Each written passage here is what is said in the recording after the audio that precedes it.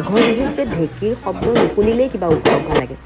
সৰুতে আইতামাহঁতৰ গাঁৱলৈ যাওঁতে এসপ্তাহমান আগৰ পৰাই শুনো দেখোন গোটেই চুবুৰীটোত দিন ৰাতি নাই বিভিন্ন সময়ত ঢেঁকীৰ মাত, আৰু একেলগে যে ইমান ধুনীয়া লাগে শব্দবোৰ।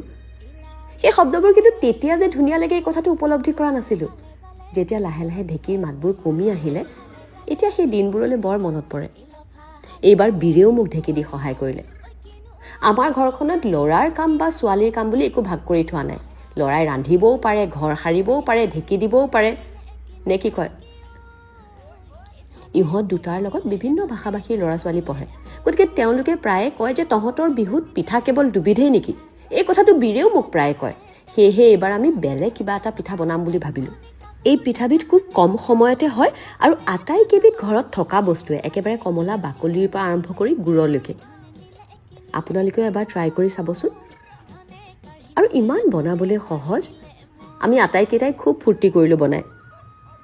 আৰু যিসকল হেল্থ কনচিয়াছ তেওঁলোকেও খাব পাৰিব, কাৰণ আমাৰ পিঠাবোৰ বেছিকৈ ভাপত দিয়া, সেকা তেনেকুৱাই হয়। এইবাৰ এইটো ৰান্ধি দিবচোন, তাৰপিছত চাব আমাৰ ঘৰৰ বাকী কেক বিস্কিটেও ফেৰ মাৰিব নোৱাৰে। পিঠাটো কেনেকৈ কৰিছোঁ দীঘল ভিডিঅ' এটা ইউটিউবতে দি থৈছোঁ, সময় পালে এবাৰ চাবচোন। সকলোলৈকে আগতীয়াকৈ ভোগালীৰ শুভকামনা জনালোঁ।